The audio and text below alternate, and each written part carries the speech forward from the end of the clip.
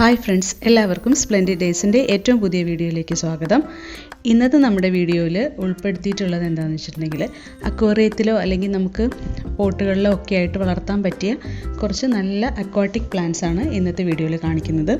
അപ്പോൾ വീഡിയോ എല്ലാവരും മുഴുവനായിട്ട് കാണുക. 20 അക്വാട്ടിക് പ്ലാന്റ്സ് ഉണ്ട് ഇന്നത്തെ വീഡിയോയിൽ നമ്മൾ ഉൾപ്പെടുത്തിയിട്ട്. അപ്പോൾ ഫസ്റ്റ് വൺ ലോട്ടസ് ആണ്. നമുക്ക് എല്ലാവർക്കും അറിയാം, എല്ലാവർക്കും വളർത്താൻ ആഗ്രഹമുള്ളതും എന്നാൽ കുറച്ച് ബുദ്ധിമുട്ടുള്ളതുമായിട്ടുള്ളൊരു പ്ലാന്റ് ആണ് ലോട്ടസ്. അപ്പോൾ ലോട്ടസ് വളർത്തുന്ന രീതികളും കാര്യങ്ങളൊക്കെ നമുക്ക് ഒരുപാട് വീഡിയോസ് യൂട്യൂബിൽ അവൈലബിൾ ആണ്. അപ്പോൾ കുറച്ച് പരിചരണം വരുന്ന നന്നായിട്ട് പൂക്കൾ തരുന്ന തരം പുതിയ ഹൈബ്രിഡ് ആയിട്ടുള്ള ഐറ്റംസൊക്കെ ലോട്ടസിലുണ്ട്. അപ്പോൾ ലോട്ടസ് നമുക്ക് വളരെ പരിചിതമായ പ്ലാന്റാണ്. രണ്ടാമത്തത് വാട്ടർ ലില്ലിയാണ്. നമുക്കറിയുന്ന പോലെ തന്നെ ആമ്പൽ, അത് രാത്രിയിൽ വിരിയുന്നതാണ് കോമൺലി. പക്ഷേ നമുക്കിപ്പോൾ പകൽ വിരിയുന്ന ടൈപ്പുള്ള ആമ്പലൊക്കെ ഒരുപാട് ലഭ്യമാണ്. അപ്പോൾ ആമ്പൽ വളർത്തുന്നതും എല്ലാവർക്കും നല്ല പരിചയമുള്ള കാര്യമായിരിക്കും.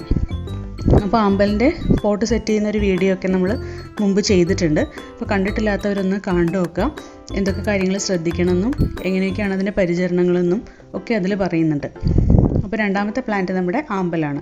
പല വെറൈറ്റി ഓഫ് കളർ ഉണ്ടാവും ആമ്പലിന് നമുക്ക് അവൈലബിൾ ആയിട്ട്. വൈറ്റും പിന്നെ ഈ ഒരു കളറ്, അതായത് നമ്മുടെ പർപ്പിൾ കളറാണ് ഏറ്റവും കൂടുതൽ പോപ്പുലർ ആയിട്ടുള്ളത്.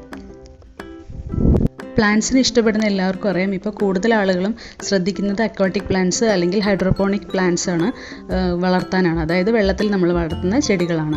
അപ്പോൾ എല്ലാം ഒരു പോട്ടിൽ തന്നെ അല്ലെങ്കിൽ ഒരു ചെറിയ പോണ്ടിൽ തന്നെ മിക്സ് ചെയ്തിട്ടുള്ളൊരു വെറൈറ്റി, ഒരു ജൈവ വൈവിധ്യം നമ്മൾ സൃഷ്ടിച്ചെടുക്കുകയാണ് ചെയ്യുന്നത്. പലതരത്തിലുള്ള പ്ലാന്റുകളും ഒരുമിച്ചൊരു പോട്ടിൽ അല്ലെങ്കിൽ ഒരു പോണ്ടിൽ ഉണ്ടാക്കിയെടുക്കുന്ന രീതിയാണ് ഒരു എക്കോ ഡൈവേഴ്സിറ്റി കീപ്പ് ചെയ്യാന്നുള്ളത്. അപ്പോൾ അത്തരത്തിലൊരു എക്കോ ഡൈവേഴ്സിറ്റി നമ്മുടെ കയ്യിൽ അല്ലെങ്കിൽ നമ്മുടെ അടുത്തൊരു ചെറിയ പോണ്ടിലുണ്ടെങ്കിൽ എന്തൊരു ഭംഗിയായിരിക്കും അല്ലേ കാണാൻ വേണ്ടിയിട്ട്. അപ്പോൾ എല്ലാവരും ഒന്ന് ട്രൈ ചെയ്യേണ്ട ഐറ്റമാണ് ഇതൊക്കെ. പിന്നെ മൂന്നാമത്തത് അസോളാണ്. അസോള എല്ലാവർക്കും അറിയാം, നമ്മൾ ഗപ്പികളെയൊക്കെ വളർത്തുമ്പോൾ അതിൽ ചെറുതായിട്ട് കുറച്ച് ഇട്ട് കൊടുക്കും, എന്നാൽ തന്നെ നന്നായിട്ട് സ്പ്രെഡ് ആവുന്ന ടൈപ്പാണ് അസോളാസ്. അപ്പോൾ അസോള ഉള്ള വെള്ളം പല കൃഷിക്കും ഉപയോഗിക്കാൻ പറ്റും. മീൻ വളർത്തലിനൊക്കെ നമ്മൾ യൂസ് ചെയ്യുന്നതാണ് അസോള. അതിങ്ങനെ നമ്മുടെ പോണ്ടിൻ്റെ വാട്ടറിൻ്റെ മുകളിൽ നല്ല നിരന്ന് നിൽക്കുന്ന കാണാൻ തന്നെ നല്ല ഭംഗിയായിരിക്കും. അപ്പോൾ മൂന്നാമത്തത് അസോളയാണ്.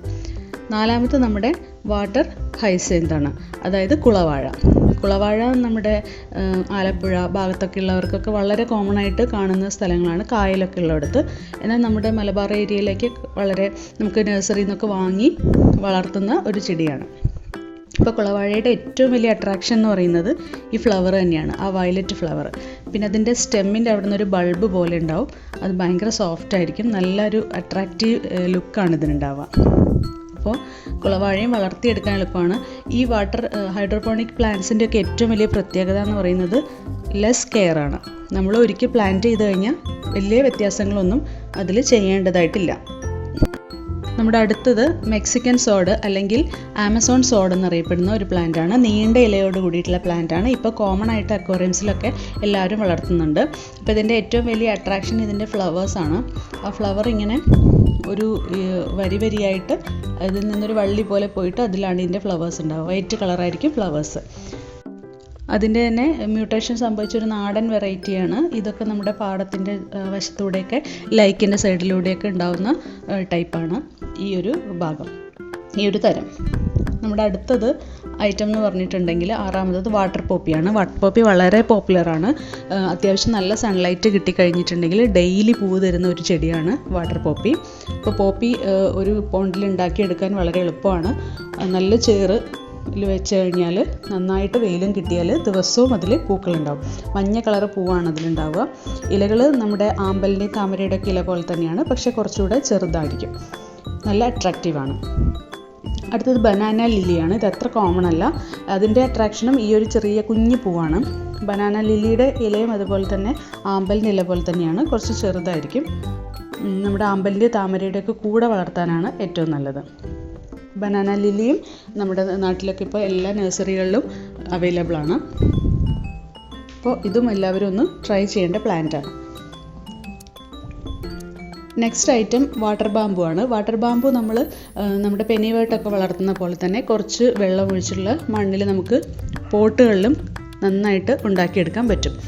ഇപ്പോൾ നമ്മൾ റിസോർട്ടുകളിലോ അല്ലെങ്കിൽ വലിയ ഹോട്ടലുകളിലൊക്കെ പോകുമ്പോൾ അതിൻ്റെയൊക്കെ ഇൻഡോർ ചെയ്തതിൽ ഈ വാട്ടർ ബാമ്പു കാണാൻ പറ്റും. അപ്പോൾ ഇൻഡോർ എന്ന് വെച്ചിട്ടുണ്ടെങ്കിൽ അത്യാവശ്യം സൺലൈറ്റ് കിട്ടുന്ന സ്ഥലത്ത് തന്നെയാണ് നമ്മൾ കീപ്പ് ചെയ്യേണ്ടത്. നമ്മുടെ ഹൈഡ്രോപോണിക് പ്ലാന്റ്സിനൊക്കെ തന്നെ ഏകദേശം സൺലൈറ്റ് വേണ്ട പ്ലാന്റ്സ് ആണ്. സൺലൈറ്റ് ഇല്ലെങ്കിൽ അത്ര വലിയ ഗ്രോത്ത് ഇതിനുണ്ടാവില്ല പൊതുവിൽ. അപ്പോൾ ഈ ബാമ്പു നല്ല കോസ്റ്റ്ലിയാണ്. നമുക്ക് ഓൺലൈനൊക്കെ വാങ്ങുമ്പോൾ 600 സംതിങ് ഒക്കെ അതിൻ്റെ റേറ്റ് വരാറുണ്ട്. ഇതും ഇപ്പോൾ എല്ലായിടത്തും അവൈലബിൾ ആണ്. അടുത്ത നമ്മുടെ ഫ്രോഗ് ബിറ്റ്. ഫ്രോഗ് ബിറ്റ് എന്ന് പറഞ്ഞിട്ടുണ്ടെങ്കിൽ അത്ര കോമൺ അല്ല. അതിൻ്റെ ഇലയൊക്കെ കുറച്ചുകൂടി പൊങ്ങി ഒരു പോപ്പി ടൈപ്പാണ് ഉണ്ടാവുക. അതിനും ഒരു വെള്ള കുഞ്ഞി പൂവാണുള്ളത്. ഈ ഫ്രോഗ് ബിറ്റും നമ്മൾ കുറച്ച് ചെടികൾ കൊണ്ടിട്ടാൽ അത് വലുതായി അതിൽ നിന്ന് തന്നെ വേറെ വേറെ പ്ലാന്റ്സ് ഉണ്ടാവും.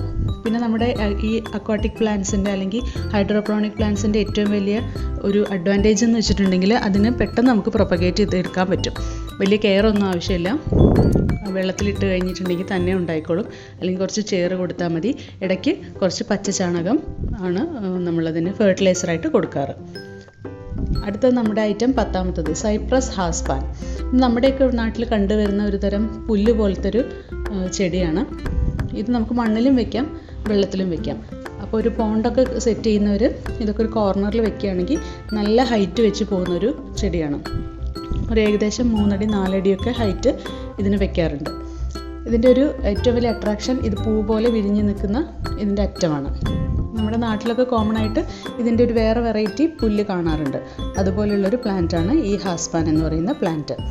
ഇതും പ്രൊപ്പഗേറ്റ് ചെയ്തെടുക്കാൻ ഈസിയാണ്. ഇതിൽ നിന്ന് തന്നെ വേറെ വേറെ പ്ലാന്റ് വരും. നമുക്കത് മാറ്റി നടേണ്ട കാര്യമുള്ളൂ. അടുത്തത് നമ്മുടെ ബ്രഹ്മിയാണ്. ബ്രഹ്മി നമ്മുടെ നാട്ടിൻപുറത്തൊക്കെ സാധാരണ കാണുന്ന ചെടിയാണ്. നമുക്ക് വെള്ളത്തിൽ വളർത്താൻ വളരെ ഈസി ആയിട്ട് പറ്റും. വെയിൽ വേണം, അത്യാവശ്യം നല്ല തണുപ്പുള്ള അല്ലെങ്കിൽ ഒരു വേരിനൊക്കെ നല്ലൊരു തണുപ്പ് കിട്ടുകയും വേണം. ബ്രഹ്മി നമ്മുടെ ആരോഗ്യത്തിനും ബുദ്ധിശക്തിക്കൊക്കെ വേണ്ടി നമ്മുടെ കുട്ടികൾക്കൊക്കെ ഇതിൻ്റെ നീര് കൊടുക്കാറുണ്ട്. അപ്പം നമ്മുടെ നാട്ടിലൊക്കെ കോമൺ ആയിട്ട് അറിയപ്പെടുന്ന ബ്രഹ്മി ഇതാണ്. അടുത്തത് നമ്മുടെ മൊസൈക്ക് പ്ലാന്റ് ആണ്. ഈ ഒരു പിക്ചർ നോക്കൂ, എത്ര അട്രാക്റ്റീവാണ് അതിൻ്റെ ഒരു ലീഫിൻ്റെ അറേഞ്ച്മെൻറ്റ്. അതാണ് തന്നെയാണ് ഇതിൻ്റെ ഏറ്റവും വലിയൊരു ഭംഗി എന്ന് പറയുന്നത്. കുഞ്ഞി പൂവുണ്ടാവുമെങ്കിലും വളരെ കാലം കൂടിയിട്ടാണ് ഇതിൽ പൂവുണ്ടാവുക. ആ ഇലകൾ ഇങ്ങനെ വളർന്ന് വളർന്ന് ഒരു പൂക്കളം ഇട്ട പോലെ ആയിരിക്കും കാണുക. കുറച്ച് ബുദ്ധിമുട്ടാണ് ഈ ഒരു പ്ലാന്റ് ഉണ്ടാക്കിയെടുക്കാൻ വേണ്ടിയിട്ട്. അത് പെട്ടെന്ന് തന്നെ ചീഞ്ഞു പോവും. നല്ല കെയർ ചെയ്തിട്ട് ഉണ്ടെങ്കിൽ മാത്രം തന്നെ പറ്റുള്ളൂ. പിന്നെ ഇതിന് പക്ഷേ അത്ര സൺലൈറ്റ് ആവശ്യമില്ല. എന്നാൽ മീഡിയം സൺലൈറ്റ് വേണം താനും. ഒരുപാട് വെയിലത്ത് വെച്ചാലും ഇനി ഒട്ടും വെയിൽ കിട്ടിയില്ലെങ്കിലും പെട്ടെന്ന് നശിച്ചു പോകുന്നൊരു ചെടിയാണ് ഈ മൊസൈക്ക് പ്ലാന്റ്. അടുത്തത് നമ്മുടെ ഡക്ക് വീഡ്. ഡക്ക് വീഡ് നമ്മുടെ അസോളയുടെ ഒക്കെ അത്ര തന്നെയുള്ളൂ. പക്ഷേ അസോളയാണോ എന്ന് നമ്മൾ പെട്ടെന്ന് തെറ്റിദ്ധരിച്ച് പോകും. ഒരു 3 ഇല 4 ഇല ഒരുമിച്ച് നിൽക്കുന്ന പോലെ ഒരു ഫ്ലവറി ടൈപ്പ് തന്നെയാണ് ഡക്ക് വീഡ്. ഇതിൻ്റെ വേറൊരു വെറൈറ്റിയാണ് ഇങ്ങനെ ഒരു കുഞ്ഞു കുഞ്ഞു ലീഫുള്ളത്. ഇതും നമ്മൾ അക്വേറിയത്തിലൊക്കെ ഇട്ടിട്ടുണ്ടെങ്കിൽ ഫുള്ളായിട്ട് സ്പ്രെഡ് ആവും. മീനിനൊക്കെ ഗപ്പിയൊക്കെ വളർത്തുമ്പോൾ നമുക്ക് തീറ്റയായിട്ടൊക്കെ കൊടുക്കാൻ പറ്റും. ഡക്ക് വീഡ് ഇതും കോമൺ ആണ്, ഈസിലി അവൈലബിളുമാണ്. 1 or 2 ചെടികൾ ഏതെങ്കിലും ഒരു നമ്മുടെ ഫ്രണ്ട്സിൻ്റെ അടുത്തുനിന്നോ ഒക്കെ ഷെയർ ചെയ്ത് കൊണ്ടുവരാനുള്ളതേ ഉള്ളൂ. അതൊക്കെ ഇട്ട് കൊടുത്താലും പെട്ടെന്ന് നമ്മുടെ വെള്ളത്തിലത് വളർന്നോളും.